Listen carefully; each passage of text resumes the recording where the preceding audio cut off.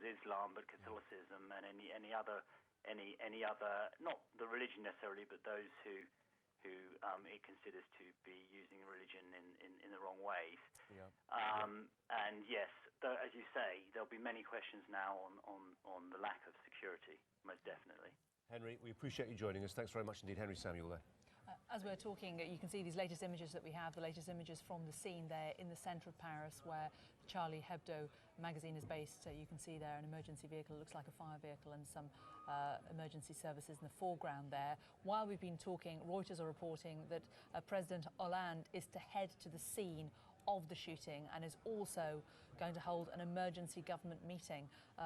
Whilst Colin was talking there to Henry, scouring different websites, still enormous variations in the numbers who are being quoted. Prosecutors being quoted as saying 10 dead, others are saying simply 1 journalist, 3 police officers, that's 4 dead and 6 injured. But as Henry Samuels was saying there, painting a picture of an attack at this office, but also then the alleged gunman then leaving and travelling through Paris. So an ongoing situation. We're joined now by our correspondent David Bowden here in the studio. David, just remind us what we know so far, piecing these facts together. Well, I think it's all kind of moved up a gear when we heard from Paris. You know, we're now told from at least one source, official source, 10 people have been killed, and we get a picture of what actually happened. 2 masked gunmen with AK-47 assault rifles, and at least somebody thinks they saw an RPG, a rocket-propelled grenade.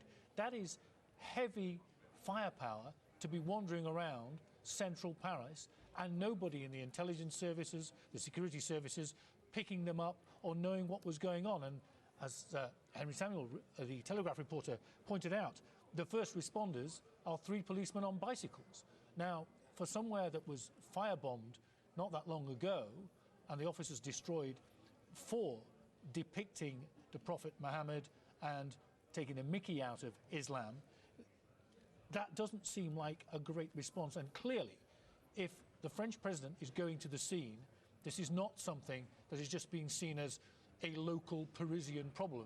This is seen as statewide. It needs the president to be there, and of course is a lancing of the boil, if you like, of building tension between the Islamic community, certainly in the West, and what is a growing movement within the West. And as I mentioned before, we've seen marches this week in Germany about what they say as the Islamification of Europe. We've debated before on this news channel and elsewhere this ongoing conflict, tension between freedom of speech and the right to be offended and what to do when offence has been taken. But this, on the face of it, looks like the most bloody manifestation yet of that particular debate. These are the first live pictures from the scene itself, showing police gathering there. As Jane was just saying, what's remarkable about this is the centre of Paris. Heavy police presence as befits a capital city, lots of CCTV footage.